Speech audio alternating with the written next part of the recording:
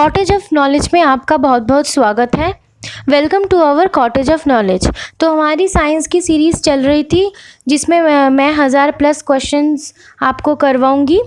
तो उसमें actually maximum ज़्यादा CGL के क्वेश्चंस ही हैं और दूसरे एग्ज़ाम के भी है। थोड़े स्टैंडर्ड क्वेश्चंस हैं, एक्चुअली इजी क्वेश्चंस थोड़े कम हैं। और ये आपका पार्ट 4 है। तो इसके बाद पार्ट 9, 10 भी आ जाएगा। इसके बाद तक जो भी पार्ट है तो वो सीक्वेंशियली आपके चलते जाएंगे। तो ठीक है, तो आज थोड़ा जल्दी करेंगे सेशन, माने कंप्लीट, बिकॉज आज आप लोगों का वीडियो थोड़ा लंबा होता जा रहा है, तो वो थोड़ा प्रॉब्लम होता है सबके लिए।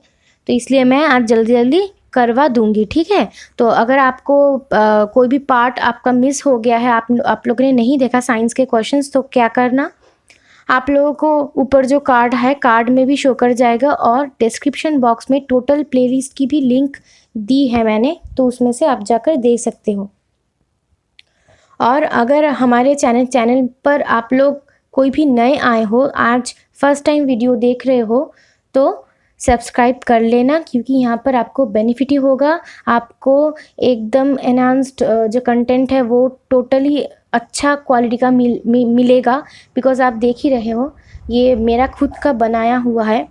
तो मैंने खुद बनाया है, इसलिए मैं एकदम मटेरियल आपको अच्छा देना चाहती हूँ, बिकॉज़ कंटेंट आपको बहुत जगह मिल जाएगा, बट बेस्ट क्वालिटी मिलने की संभावना बहुत कम होती है, आपको पता होगी, क्योंकि सभी करवाते हैं बट एकदम इजी क्वेश्चंस, एकदम फालतू क्वेश्चंस जो आप लोगों को मैक्सिमम आप लोगों को आते ही हैं, तो वो मैं करवा के क्या करूँ, वो करवाऊँगी जब मैं एक साथ जब मैराथन लाऊँगी तब करवाऊँगी। अभी प्रीवियस है, इसलिए थोड़ा ये वीडियो थोड़ा स्टैंडर्ड क्वेश्चंस का ही होगा, ठीक है।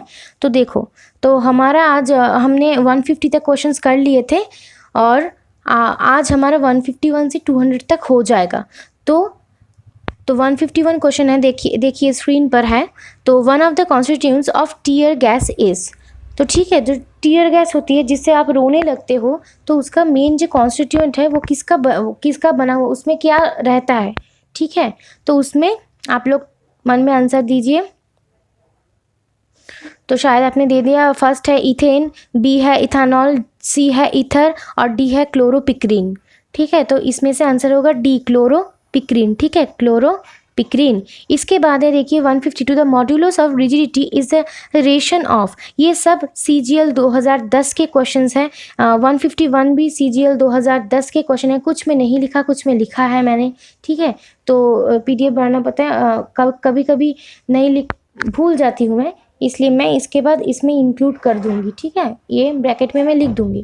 इसके बाद देखिए 152, the modulus of rigidity is the रेशन ऑफ, ठीक है। आपके ऑप्शंस है A longitudinal stress to longitudinal strain, B volume stress to volume strain, C shearing stress to shearing strain and D tensile stress to tensile strain, ठीक है।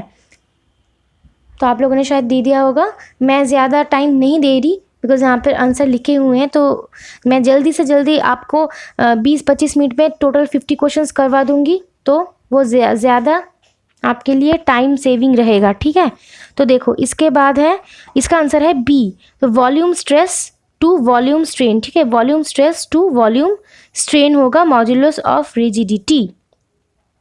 इसके बाद है 153, तो 153 देखो है, the propagation of sound waves in a gas involves, जो sound waves में जो प्रोपगेशन होता है गैस का, जो गैस जाता है तो वो कैसे जाता है, ठीक है। यहाँ पर ऑप्शन है adiabatic compression and refraction, isothermal compression and rarefaction, isochoric compression and rarefaction, isobaric compression and rarefaction, ठीक है। तो एडियाबैटिक, आइसोथर्मल, आइसोकोरिक, आइसोबारिक होता है दाब से रिलेटेड जो भी कंप्रेशन है, आइसोकोरिक वॉल्यूम से है, आइसोथर्मल तो आपको पता है जो टेम्परेचर से होता है, ठीक है। और एडियाबैटिक टोटल जो जिसमें से कोई भी हवा नहीं निकल सकती, तो वैसा होता है जिसमें कुछ भी नहीं ये कर सकता, तो वो है एडियाबैटिक, ठीक है। तो इसका आंसर होगा आपका एडियाबैटिक कंप्रेशन एंड रिफ्रैक्शन, ठीक है। तो नेक्स्ट क्वेश्चन है आपका मैं ज़्यादा एक्सप्लेनेशन नहीं दे रही हूँ बिकॉज ये क्वेश्चन सीरीज़ है। आपको अगर आपकी थ्योरी नहीं हुई, आप थ्योरी मुझसे करना चाहते हो, तो आप लोग नीचे कमेंट बॉक्स में कमेंट कर देना, मैं थ्योरी सेशन ला दूँगी। मुझे अभी लग रहा है कि मैं आपको क्वेश्चंस प्रीवियस ईयर पहले करवा दूँ, फिर थ्योरी करवाऊँगी, फिर प्रैक्टिस क्वेश्चंस करवाऊँगी धीरे धीरे, ठीक है।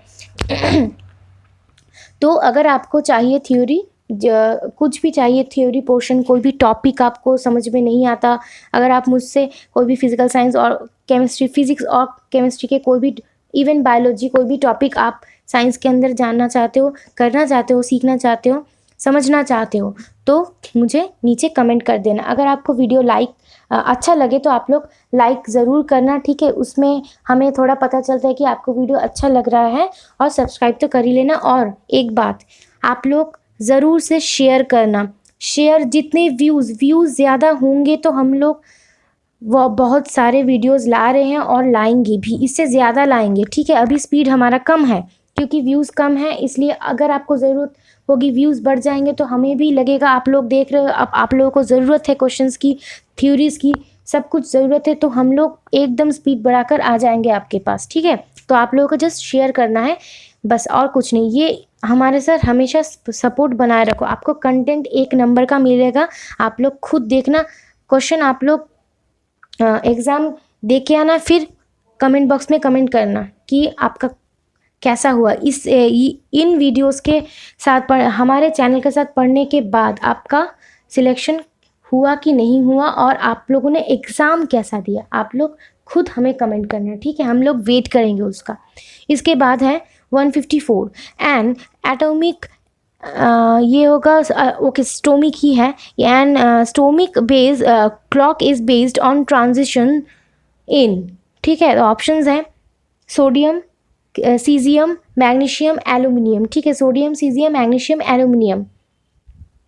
तो इसका आंसर होगा सीजियम, ठीक है। सीजियम जो आपका फर्स्ट कॉलम में रहता है और 6th पीरियड में रहता है। सीजियम फ्रेंशियम होता है, आपको पता होगा। सीजियम के बाद नीचे फ्रेंशियम होता है, जो आपका एकदम फर्स्ट कॉलम पीरियोडिक टेबल में फर्स्ट कॉलम में रहता है, 1 नंबर कॉलम में रहता है, और 7 पीरियड में रहता है फ्रेंशियम। इसके ही पहले, इसके ऊपर रहता है सीजियम, ठीक है, सीजियम। तो देखो, इसके बाद है आपका plasma membrane in eukaryotic cell is made up of. तो एक होता है प्रोकैरियोटिक और एक होता है यूकैरियोटिक। जिसमें यूकैरियोटिक कौन होता है, जिसमें डेवलप्ड न्यूक्लियस रहता है, उस सेल को हम लोग यूकैरियोटिक सेल कहते हैं। तो plasma membrane in eukaryotic cell is made up of. तो प्लाज्मा मेम्ब्रेन उस यूकैरियोटिक सेल में किससे बनता है, तो वो है phospholipid, lipoprotein, phospholipoprotein and phosphoprotein. ये ऊपर का फॉस्फोप्रोटीन फॉस्फोल्फो ही होगा, बिकॉज डी ऑप्शन आपका फॉस्फोप्रोटीन है, तो फॉस्फोल्फो ही होगा, ठीक है। तो 4 ऑप्शन मैंने बोल दिए, तो अब आप आंसर दीजिए।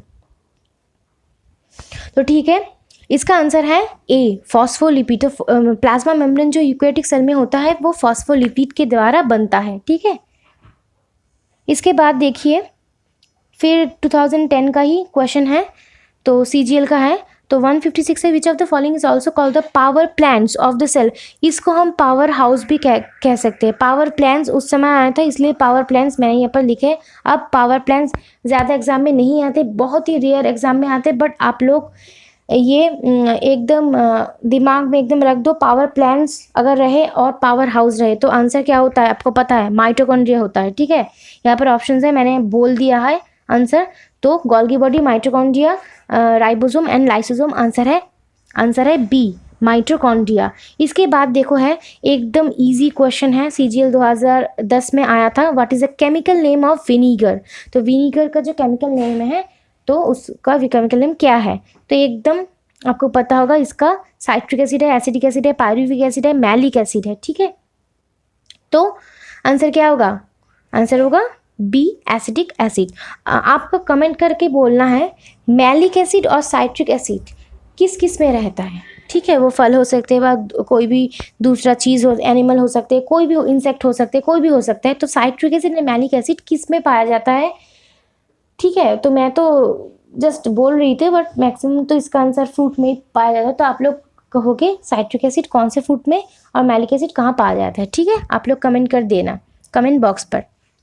इसके बाद देखो 158, मैं थोड़ा स्पीड अप करके पढ़ा रही हूँ बिकॉज एकदम शॉर्ट टाइम में आप लोगों का टोटल 50 क्वेश्चन रिवीजन हो जाएगा। ये प्रीवियस ईयर है तो प्रीवियस ईयर आपको करके जाना ही है, जो जिसमें ये CGL के क्वेश्चन हैं, ठीक है। बट SSC के MTS जो भी है, MTS CPO हो गया, CHSL हो गया, जो भी एग्जाम्स होते हैं SSC के रिगार्डिंग, तो वो सब में वो घुमा फिरा के इनमें से आते हैं। CGL का थोड़ा सा लेवल हाई रहता है, आपको पता है, बिकॉज वो ग्रेजुएशन लेवल की एग्ज़ाम है तो उसमें हाई थोड़ा सा रहता है, ठीक है। बट SSC के कोई भी नया क्वेश्चन नहीं होता, नया क्वेश्चन बहुत कम होते हैं, मैक्सिमम प्रीवियस ईयर ही होते हैं जो सब एग्जाम में घूमते रहते हैं। तो आप लोग ये करके जाओ, आपका 50% क्वेश्चन प्रीवियस ईयर से बन जाएगा।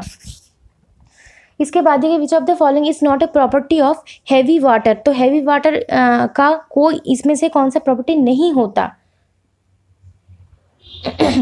तो ए ऑप्शन है boiling point of heavy water is lower than that of ordinary water. तो ऑर्डिनरी वाटर से बॉइलिंग पॉइंट लो होता है हैवी वाटर का। बी है density of heavy water is higher than that of the ordinary water. Density ज़्यादा होता है, ज़्यादा होता है हेवी वाटर का ऑर्डिनरी वाटर से। Freezing point of heavy water is higher than that of the ordinary water. Freezing point ज़्यादा होता है। और डी है इट प्रोड्यूसेस कोरोशन, ठीक है, इट प्रोड्यूसेस कोरोशन। तो इसका आंसर होगा ए, बॉइलिंग पॉइंट हैवी वाटर का लो होता है नॉर्मल वाटर से, ठीक है। नॉर्मल वाटर से हैवी वाटर का बॉइलिंग पॉइंट लो होता है, वो कम हीट में कम टेम्परेचर में ही बॉयल हो जाएगा, ठीक है। चलो इसके बाद क्वेश्चन है हमारा 159। तो 159 में देखो कहा गया है in which of the following processes is energy release. तो किस प्रोसेस में, ये चार ऑप्शन है, respiration, photosynthesis, ingestion and absorption. तो ये चार ऑप्शन आपके हैं, इसमें से कौन से ऑप्शन में एनर्जी रिलीज होता है, किस किस प्रोसेस में एनर्जी हमारा निकल जाता है, रिलीज होता है, ठीक है। रिलीज इसका मतलब उत्पन्न होता है, ठीक है। तो इसका आंसर आपका होगा रेस्पिरेशन, ठीक है। रिलीज होता है हमारा, रेस्पिरेशन में रिलीज होता है, आंसर ए।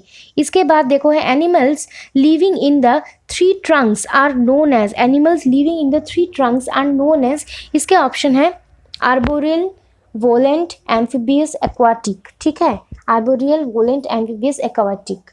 तो आप लोग दीजिए इसका आंसर। तो इसका आंसर है ए, आर्बोरल, ठीक है। इसका आंसर है ए, आर्बोरल। ये फैक्चुअल वेज है, आपको याद रखना पड़ेगा, ठीक है।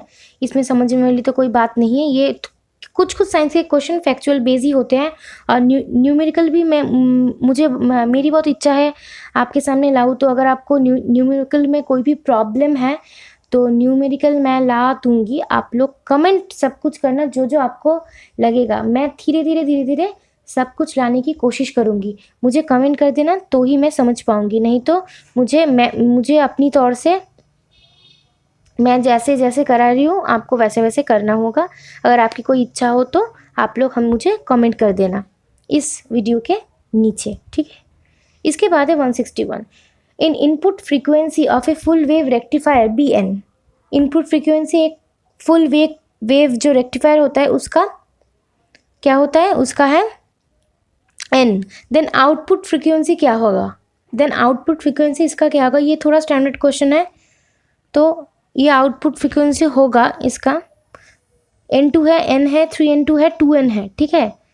तो ये सफिक्स में है, तो इसका आंसर है ऑप्शन ए। इसका आंसर है N2, ऑप्शन ए, ठीक है। N2 सफिक्स में है, ठीक है। चलो इसके बाद है 162। Heat transfer horizontally with in the atmosphere is called. तो देखो हीट ट्रांसफर हॉरिजॉन्टली मीन्स बोल रहा है कि ऐसे, अगर ऐसे हीट जाए, ऐसे जाए हीट, ठीक है, हॉरिजॉन्टली जाए, ऐसे नहीं जाए तो क्या होगा। तो इसमें से ऑप्शंस हम लोग अभी देख लेंगे। ऑप्शंस है कंडक्शन, कन्वेक्शन, आपको आंसर दिख ही गया होगा, एब्जॉर्प्शन एंड एडवेक्शन। तो कंडक्शन कन्वेक्शन आपको पता है, एब्जॉर्प्शन भी पता है। मैंने इससे पहले वाली वीडियो में थोड़ा एक्सप्लेन कर दिया था, आप लोग वो वीडियो देख लेना। आपको डिस्क्रिप्शन बॉक्स में आपको लिंक मिल जाएगा। तो इसका आंसर होगा एडवेक्शन, ऑप्शन डी में जो लिखा है एडवेक्शन, तो इसका आंसर होगा एडवेक्शन। इसके बाद है 163, नॉइज़ इज़ मेजर्ड। तो नॉइज़ जो होती है हमारे एनवायरनमेंट में, जो नॉइज़ होती है, नॉइज़ पोल्यूशन आपको पता होगा, तो वो किस में मेज़र की जाती है, उसका यूनिट क्या है? तो ऑप्शन है वाट, बी है REM रैम, सी है सेंटीग्रेड एंड डी है डेसिबल। तो ये बहुत ही इजी क्वेश्चन है जो CGL 2010 में आया था। तो इसका आंसर होगा डेसिबल, डी। ठीक है, इसका आंसर होगा डेसिबल, डी। इसके बाद है बहुत ही इंपॉर्टेंट एक question, the bats can fly in the dark because. तो बैट्स जो होती है ना, बैट्स के आंखों में क्या होता है और वो क्या देख सकते हैं जो वो डार्क में भी फ्लाई कर सकते हैं, उड़ सकते हैं?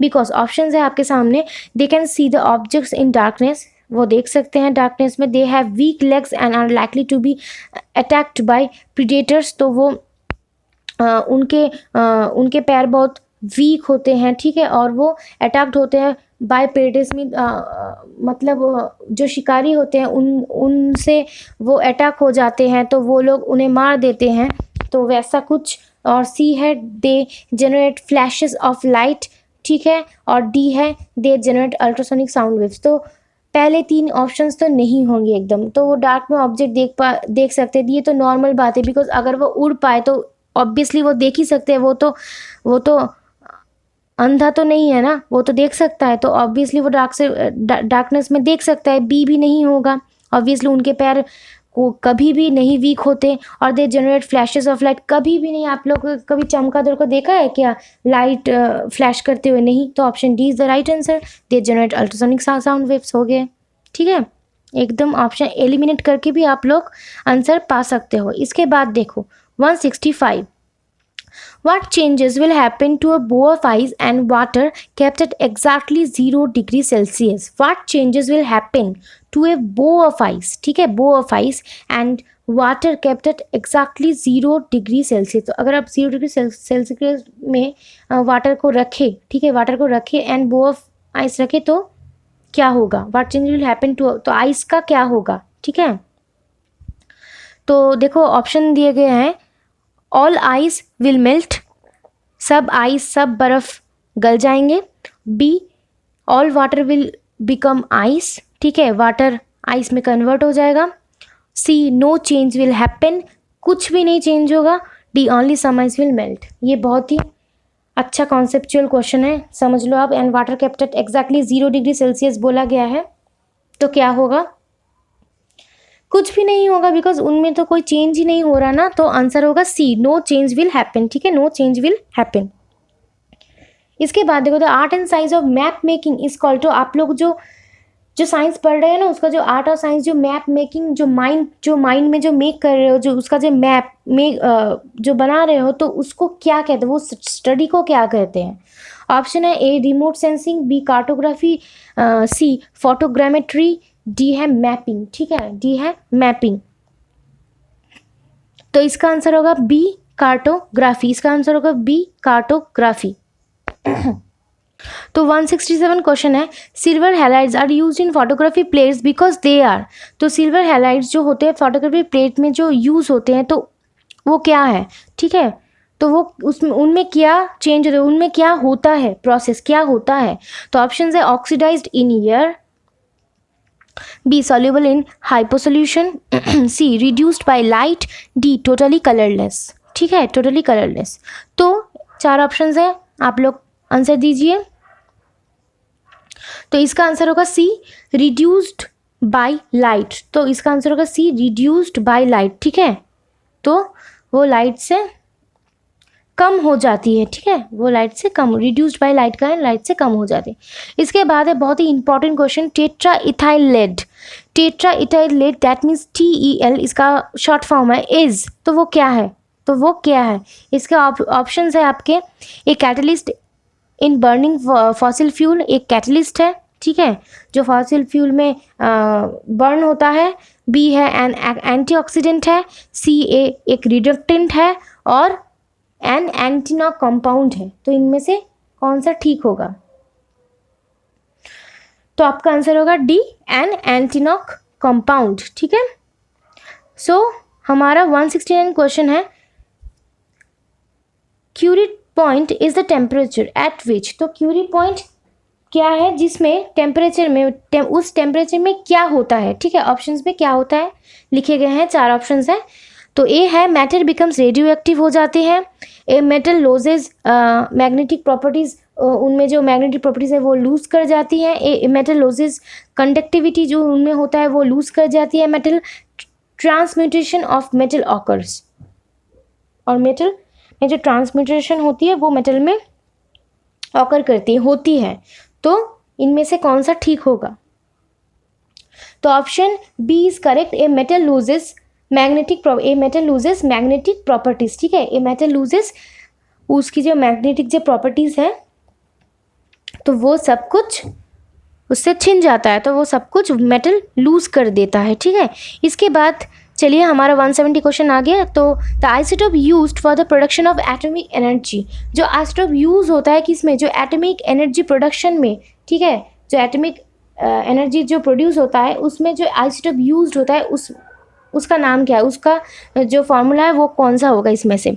U-235 that means uranium 235, U-238 uranium 234 and U-236, ठीक है। ये 4 आपके एटॉमिक नंबर वाइज दिए गए हैं। तो एटॉमिक वेट वाइज तो आप लोग देख लीजिए इनमें से कौन सा होगा, एटॉमिक वेट वाइज दिया है। हाँ, यहाँ पर द आइसोटोप बोला गया है, तो isotope used for the production of atomic energy, तो इसका आंसर होगा U-235 दैट मीन्स यूरेनियम 235। आप लोगों ने तो ये बहुत ही इंपॉर्टेंट क्वेश्चन है, यूरेनियम 235 ही यूज़ होता है हर वक्त एटॉमिक एनर्जी प्रोडक्शन में, ठीक है।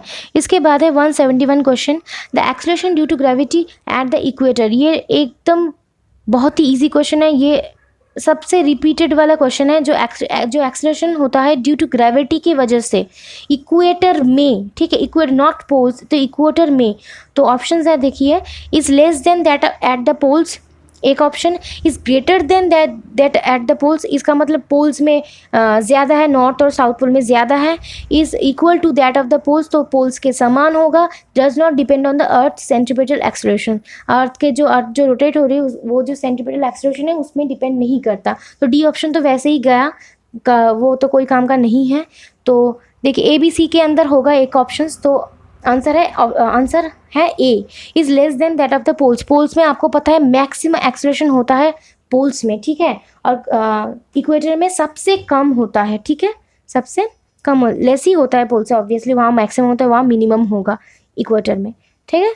इसके बाद है 172, देखिए इसके बाद है 172, विच of the following is not a nucleon, तो इनमें से कौन न्यूक्लियन नहीं है, ठीक है। न्यूक्लियन मतलब न्यूक्लियस के अंदर जो भी आपके जो भी रहते हैं, मैं तो अगर बोल दूँ तो ऑप्शन आंसर आपको पता चल जाएगा।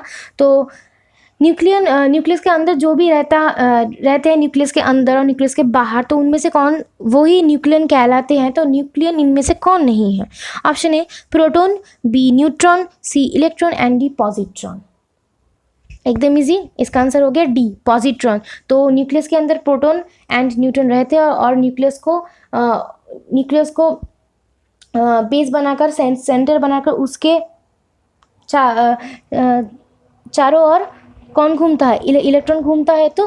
तो इसका मतलब पॉजिट्रॉन ही आंसर होगा, बिकॉज वो 3 ऊपर के हैं, तो पॉजिट्रॉन न्यूक्लियन का पार्ट नहीं है। इसके बाद है देखिए the material used in the manufacture of lead pencil, तो जो पेंसिल यूज़ होता है तो वो मैन्युफैक्चरिंग में कौन सा मटेरियल यूज्ड होता है। ये एकदम मोस्ट इजी क्वेश्चन है, 2010 में ये CGL में आया था। देखिए CGL में कितने इजी क्वेश्चंस भी आते हैं। तो इसका ऑप्शन है ग्राफाइट, बी है लेड, सी है कार्बन, डी है माइका। तो इसका आंसर होगा ए ग्राफाइट। ग्राफाइट ही यूज़ होता है लेड पेंसिल में, ठीक है, मैन्युफैक्चर ऑफ लेड पेंसिल में ग्राफाइट यूज़ होता है। इसके बाद है 174, तो देखिए ये है, ठीक है, हम लोग ऐसे कर लेते हैं, ये दूसरे वाले पेज पर है। देखिए angle of friction and angle of repose are, तो एंगल ऑफ जो फ्रिक्शन है और एंगल ऑफ रिपोज है ये डिटेल्स में मैं डिटेल्स क्लास में ही बोलूँगी। अगर मैं अभी एक्सप्लेन करना चाहूँ तो एकदम वीडियो जो भी 25 मिनट का मैंने कहा वो 1 घंटा से ऊपर हो जाएगा, तो आप लोग खुद ही आधा वीडियो देखकर चले जाओगे, इसलिए मुझे शॉर्ट करना पड़ता है, ठीक है, इसलिए मुझे शॉर्ट ही करना पड़ता है, मैं क्या करूँ। देखिए 174 angle of friction and angle of repose are, तो ऑप्शन ए है equal to each other, B not equal to each other, C proportional to each other and the last option is D none of the above. ठीक है, none of the above. तो answer दीजिए। तो answer होगा equal to each other. ठीक है, वो angle of friction is always equal to angle of repose ही होता है। ठीक है, इसके बाद देखिए what happens to a person who receive the wrong type of blood. अगर किसी भी इंसान को हम लोग रॉन्ग टाइप ऑफ ब्लड चढ़ा दें, ठीक है, अगर समझो उसका ओ पॉजिटिव है तो हम लोगों ने क्या किया, उसको ए पॉजिटिव ब्लड दे दिया, तो उसमें क्या होगा। ऑप्शन है आपके ऑल द आर्टरीज कंस्ट्रिक्ट, ठीक है, ऑल द बी है ऑल द आर्टरीज डायलेट्स, सी है द आरबीसीज एग्लूटिनेट, डी है द स्प्लीन एंड लिम्फोनोड्स डेट्रियोरेट। ठीक है, तो इनमें से कौन सा ऑप्शन राइट आंसर होगा। तो ऑप्शन सी होगा इसका right answer, the RBCs agglutinate. ठीक है, आरबीसीज खत्म होने की कगार पर होंगे। ठीक है, इसके बाद है आपका 176 question, if n bullets could not be removed from a gun, short injury of a man, it may cause poisoning by। अगर कोई भी बुलेट से गोली चली एक इंसान के ऊपर, अगर इंसान के अगर पकड़ लो हाथ पर गोली लगी, अगर वो गोली हम लोगों ने नहीं निकाली, वहाँ से डॉक्टर ने नहीं निकाली, तो इट में कॉज पॉइजनिंग बाय, तो उसका जो पॉइजन होगा वो किससे होगा। ठीक है, किससे होगा, मेटल के नाम है नीचे ऑप्शंस में, मरकरी से होगा, लेड से होगा, आयरन से होगा और आर्सेनिक से होगा।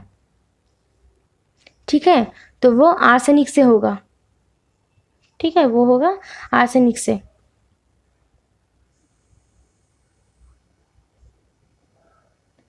तो देखिए इसके बाद है ringworm is a disease, ringworm is a dash disease, तो वो कौन से टाइप का डिजीज है, किससे फैलता है। ठीक है, तो वो है A bacterial, B protozoan, C viral, D fungal. 4 option है आपके सामने, आंसर दीजिए। तो आंसर होगा डी, ये फंगल डिजीज है। रिंगवॉर्म जो उंगलियों के बीच होता है रिंगवॉर्म, तो वो होता है फंगल डिजीज। ठीक है, इसके बाद है pituitary gland is situated in, तो पिट्यूटरी ग्लैंड हमारा कहाँ स्थित है, कहाँ स्थित है। ऑप्शन है आपके, A the base of the heart, the base of the brain, C the neck and the last option is the abdomen. Abdomen नहीं होगा, पता है आपको। हार्ट में क्या रहता है, नहीं रहता, नेक में भी नहीं रहता, तो आंसर क्या होगा, option B is the correct answer, the base of the brain. Brain में ही तो आपके पिट्यूटरी रहता है, और आपके ब्रेन में एकदम एक मटर की दाने की साइज का होता है, और उसमें वही मास्टर ग्लैंड, आपको पता होगा मास्टर ग्लैंड उसे ही कहते हैं, पिट्यूटरी ग्लैंड को ही हम लोग कहते हैं, बिकॉज वो ही सब हार्मोन्स को हमारी रेगुलेट करता है। ठीक है, इसलिए हम उसको मास्टर ग्लैंड कहते हैं। फिर भी उसका साइज एकदम छोटा है, मतलब बोलते हैं ना छोटा पैकेट बड़ा धमाका, वैसा एक वर्ड सेंटेंस पिट्यूटरी ग्लैंड के लिए एकदम परफेक्ट होता है। ठीक है, छोटा पैकेट बड़ा धमाका। ठीक है, देख लो। इसके बाद है 179 saliva helps in the digestion of, तो सलाइवा ये बहुत बार रिपीट हुआ है, तो यहाँ से 2011 के जो क्वेश्चन है सीजीएल के वो स्टार्ट हो रहे हैं। ये थोड़ा ज़्यादा रिपीटेड क्वेश्चन है। Saliva helps in the digestion of, तो सलाइवा जो होता है हमारे मुंह में वो वहाँ क्या कौन सा डाइजेशन फर्स्ट होता है। तो ऑप्शन ए है फैट्स, बी है स्टार्च, सी है प्रोटीन्स, डी है विटामिन्स। ठीक है, तो इसका राइट आंसर होगा बी स्टार्च। तो हमारे सलाइवा में स्टार्च की डाइजेशन हो जाती है। और आप लोग एक कमेंट करके एक आंसर बताना कि प्रोटीन की डाइजेशन हमारे शरीर में कहाँ शुरू होती है, प्रोटीन की डाइजेशन हमारे शरीर में कौन से पार्ट में स्टार्ट होती है, ये आप लोग मुझे कमेंट करके नीचे कमेंट बॉक्स पे बताना। इसके बाद 180 क्वेश्चन है, देखिए the longest bone in the human body is, the longest bone in the human body, ये एकदम टोटली इजी क्वेश्चन है, आपको सभी को आता होगा। ऑप्शन ए है अल्ना, बी है ह्यूमेरस, सी है फेमर, डी है टीबिया। इसका ऑप्शन तो अगर मैं नहीं भी दूँ तो भी आपको लॉन्गेस्ट शॉर्टेस्ट आपको पता होगा। तो शॉर्टेस्ट क्या होता है? शॉर्टेस्ट होता है स्टेपिस।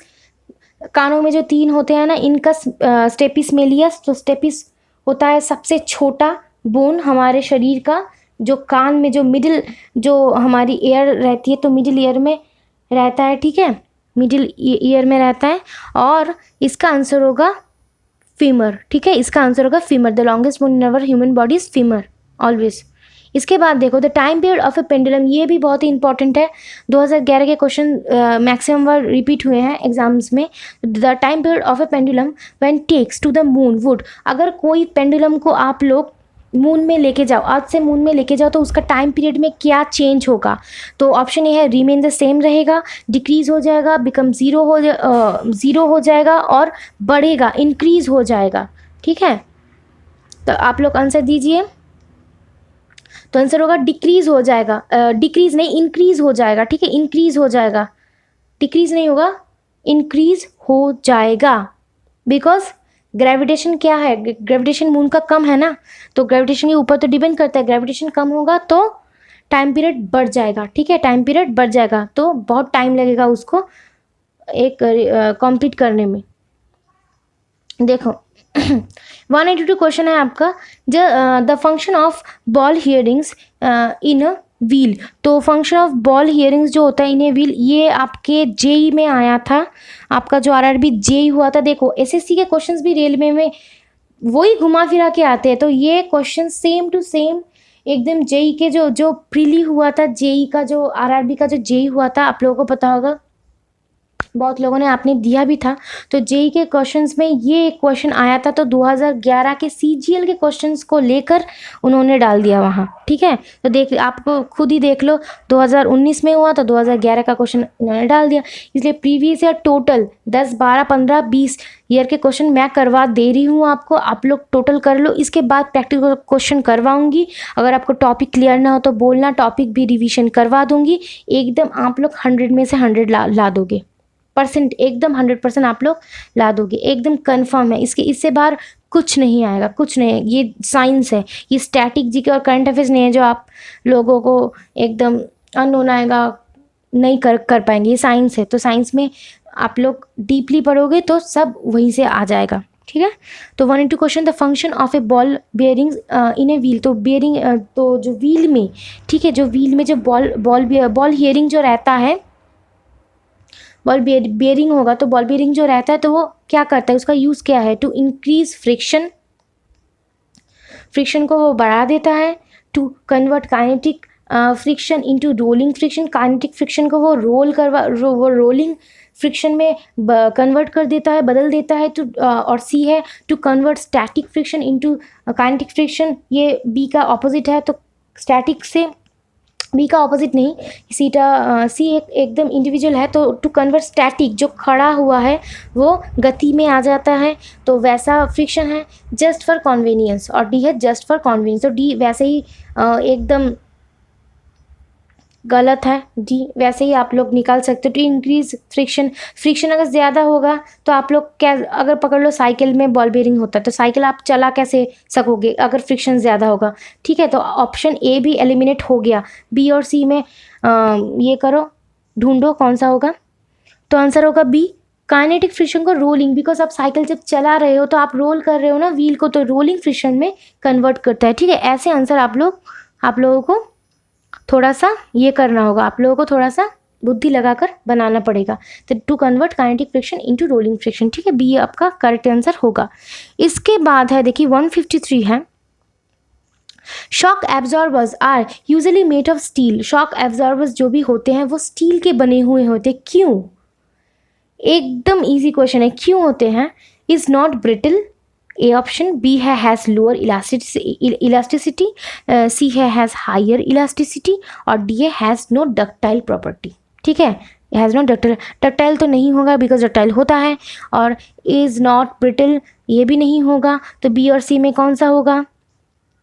मैंने दो तो आपको बता दिए, नहीं होगा तो answer C is the correct answer. Has higher elasticity हैं, ओके ठीक है, एस हैज़ हायर इलास्टिसिटी, तो शॉक एब्जॉर्ब्स में हायर इलास्टिसिटी रहते हैं। अगर आपको अच्छा लगे तो आप लोग एक लाइक कर देना और सब्सक्राइब, आप लोग जो भी न्यू देख रहे हो वीडियो, ठीक है, आप लोग सब्सक्राइब कर देना, ठीक है। और बिकॉज आप लोगों को नोटिफिकेशन और ऐसे ही वीडियोस मैं जो सीरीज़ कंटिन्यू करवा रही हूँ, मैंने हिस्ट्री की भी स्पेशल एक ठीक इससे पहले आपको डिस्क्रिप्शन बॉक्स में प्लेलिस्ट हिस्ट्री की टोटल मिल जाएगी, वहाँ पर मैंने 150 previous year most important questions करवाए हैं। अगर आप लोग वो थोड़ा लॉन्ग वीडियो है, 1 आवर समथिंग 15 मिनट्स का वीडियो है, आप लोग वहाँ जाकर देख सकते हो। तो साइंस के वीडियो आप लोग कंटिन्यू करो, साइंस आपका एकदम स्ट्रांग हो जाएगा। मैं धीरे धीरे सब सब्जेक्ट लाऊंगी, अभी मैं साइंस पहले कवर अप करवा रही हूँ।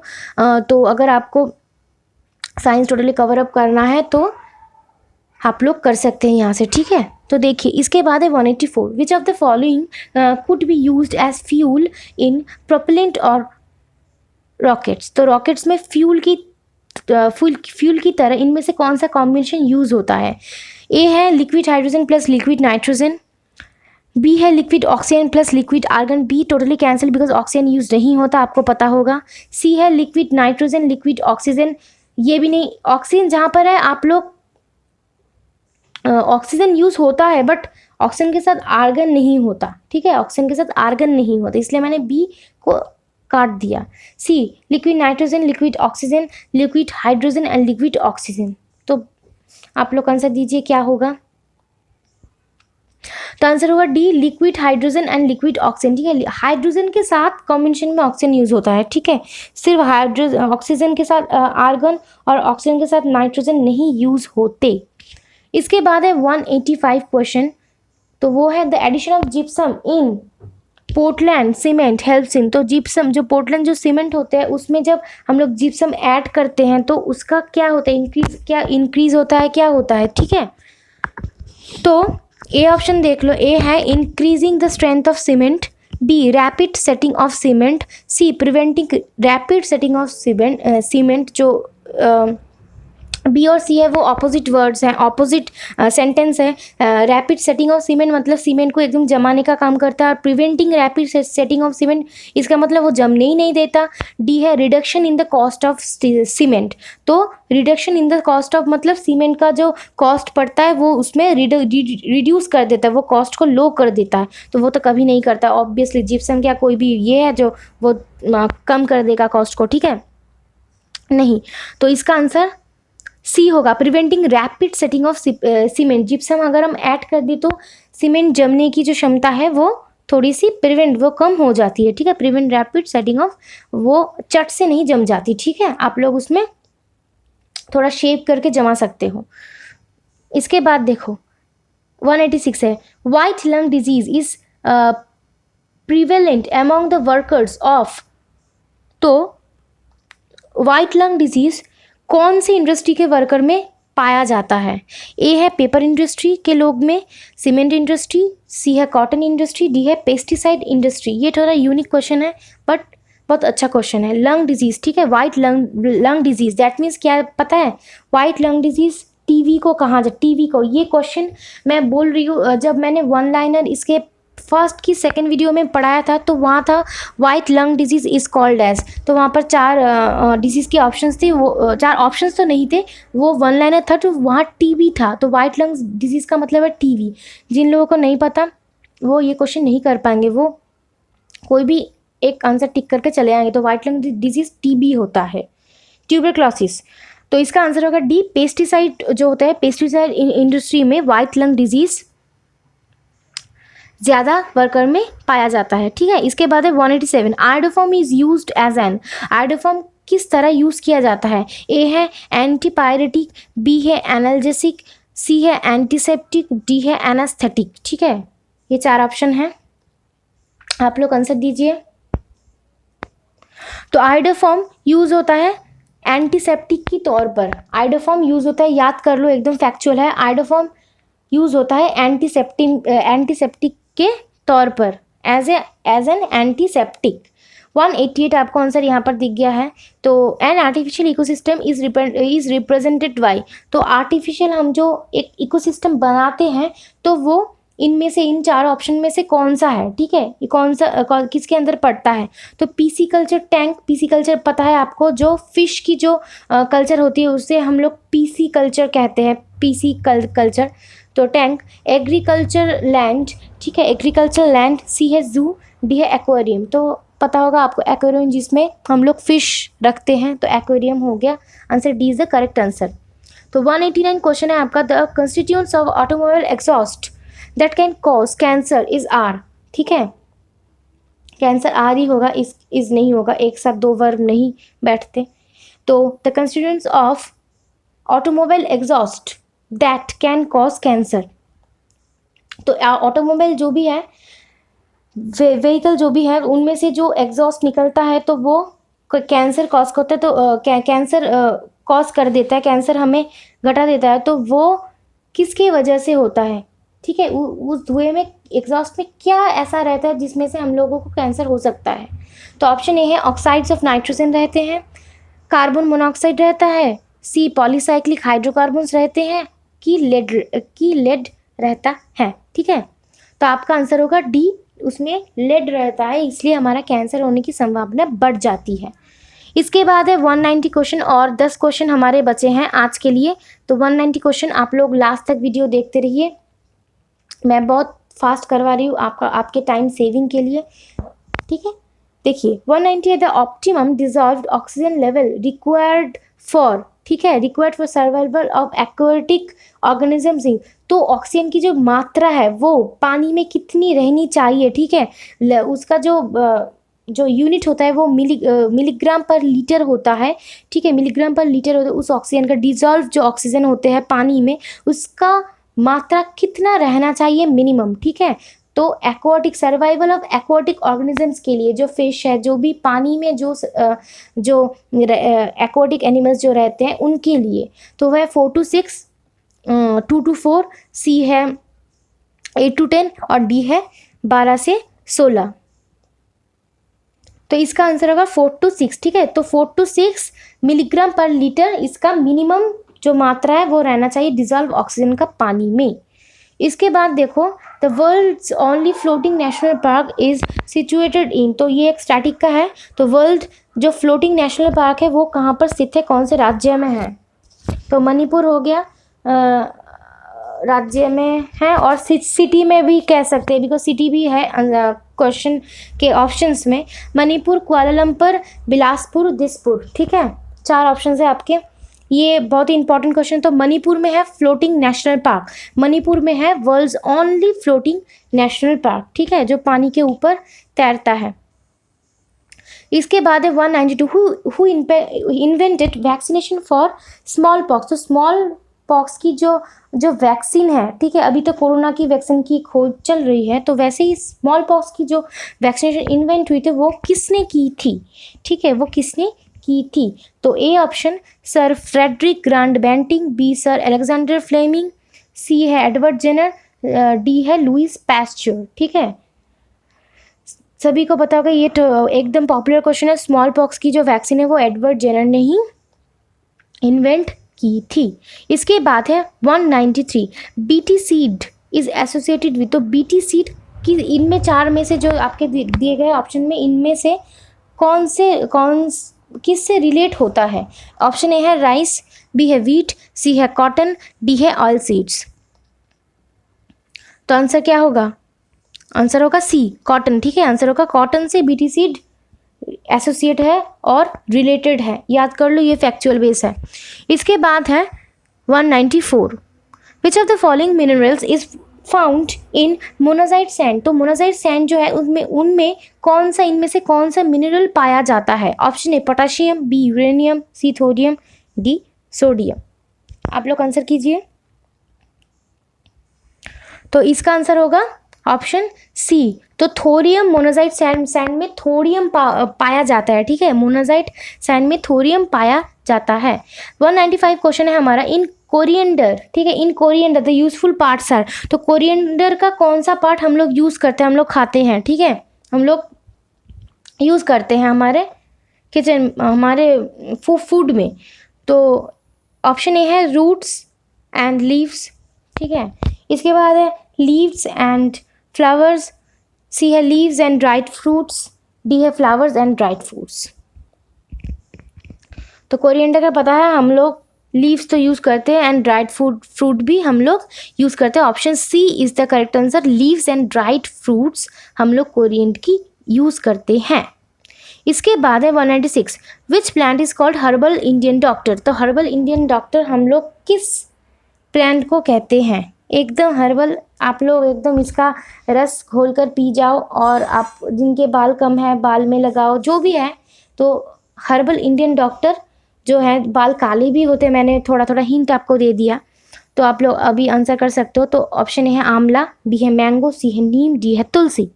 तो ऑप्शन ए आपका राइट आंसर होगा आंवला, ठीक है। हर्बल इंडियन डॉक्टर आंवला को कहा जाता है, ऑप्शन ए।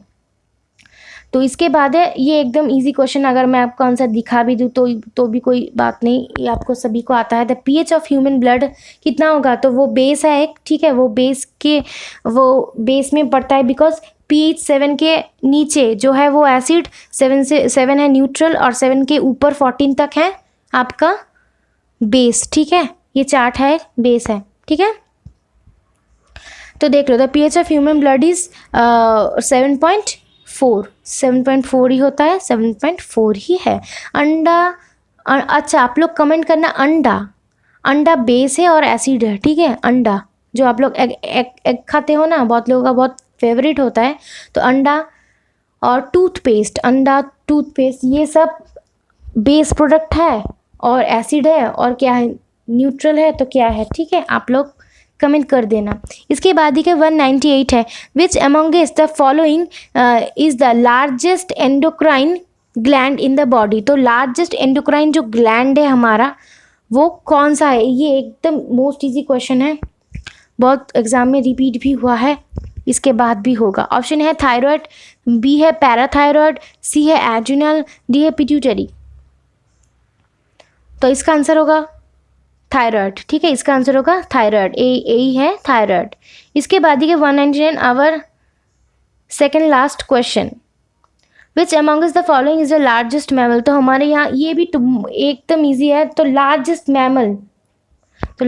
मैमल हमारी दुनिया में कौन है? तो वो वेल है, एलिफेंट तो नहीं है, डायनासोर भी नहीं है, राइनोसोरस भी नहीं है। तो option B is the correct answer, that is whale, ठीक है, वेल। ब्लू वेल आप लोग कह सकते हैं, और कभी कभी ब्लू वेल भी रहती है ऑप्शन में, तो ब्लू वेल भी आप लोग कह सकते हो। Our last question of this video is, तो 200 देख लीजिए, which part becomes modified as the tusk of elephant. तो एलिफेंट का जो टस्क पार्ट जो होता है ना, तो वो मॉडिफाई होता है। विच पार्ट बिकम्स मॉडिफाइड होकर ही एलिफेंट का जो टस्क बनता है वो मॉडिफाइड होकर ही बनता है। तो वो कौन सा है? कैनाइन, कौन सा दांत है वो, ठीक है, जो टस्क मतलब जो लंबे लंबे जो दांत बनते हैं ना बाहर, तो वो कौन सा पार्ट, जो वाइट दांत जो बनते हैं एलिफेंट के, तो वो बहुत ही पता है कॉस्टली होता है। तो वो कभी कभी बहुत लोग बिजनेस भी करते हैं उसका। तो विच पार्ट बिकम्स मॉडिफाइड, तो वो कौन सा पार्ट है जो मॉडिफाइड हो जाता है टस्क में? तो वो है कैनाइन, प्रीमोलर, सेकंड इंसिजर और मोलर। तो वो है आंसर आपका सी, ठीक है, आंसर है सी। तो वो है सेकंड इंसिजर जो उनका रहता है, जो इंसिजर जिससे हम लोग हमारा जो इंसिजर होता है उससे हम लोग तोड़ते हैं, जब खाना तोड़ते हैं, मीट अगर हम लोग खाए तो वो हम लोग जब तोड़ते हैं किसी खाने को, तो मेनली बाइट करते हैं, ठीक है। तो वो हमारा हो गया इंसिजर, सेकंड इंसिजर, ठीक है। तो आज का वीडियो यही ख़त्म होता है। हम लोगों ने 200 क्वेश्चंस 4 पार्ट्स में किए। मैं 50-50 करके ला रही हूँ डेली, तो आप लोग बने रहना। अगर आपने वीडियो इसके पहले वाले पार्ट्स नहीं देखे तो आप लोग डिस्क्रिप्शन में प्लेलिस्ट का लिंक है, वहाँ से आप लोग देख सकते हैं। और एक बात, अगर आप न्यू हैं इस चैनल में तो आप लोग सब्सक्राइब कर लेना, ठीक है। और अगर आप लोगों को अच्छा लगे तो आप लोग लाइक कर देना। तो इससे 201 नंबर क्वेश्चन से देख लीजिए। 201 नंबर क्वेश्चन से हम लोग इसके बाद वाली वीडियो में 201 से 250 तक कवर करेंगे। तो हम हमारे साथ रहना, सपोर्ट करना और वीडियो को ज़्यादा से ज़्यादा आप लोग शेयर करना। एक ही बात मैं बार बार बोलती हूँ, ज़्यादा से ज़्यादा शेयर करो। तो मैंने 1000 प्लस बोले तो मैं आपको 2000 प्लस 3000 प्लस भी करवा दूँगी, क्योंकि शेयर आपको करना होगा। शेयर नहीं करेंगे तो हम कैसे आपको करवाएंगे? ऑब्वियस सी बात है, हम लोग शेयर, आप लोग शेयर करो, हम आपको करवाते ही रहेंगे। आप लोग कंटेंट आप एकदम फर्स्ट क्लास यहाँ से मिल जाएगा। कंटेंट की आप लोग कोई चिंता मत करो, बिकॉज आजकल कंटेंट इतने ज़्यादा है सब जगह, तो कौन सा पढ़े कौन सा नहीं पढ़े आप लोगों का कॉन्फ्यूजन होता है। तो आप यहाँ से पढ़ो, मैं कह रही हूँ आप लोग यहाँ से पढ़ो, इतना गारंटी मैं दे रही हूँ। बिकॉज ये कंटेंट मेरा बनाया हुआ, तो मैं आपको इसलिए गारंटी दूँ बिकॉज मेरा बनाया हुआ है, ठीक है। तो आप लोग प्रीवियस ईयर क्वेश्चन कलेक्ट कर करके मैंने ये बनाया हुआ है, इसलिए आप लोग यहाँ से पढ़ो, आपका अच्छा ही होगा, ठीक है। चलो आज के लिए इतना ही, तो हम लोग इससे बाद वाली वीडियो में मिलेंगे फिर से, ठीक है। तो चलो ta-ta bye bye, take care.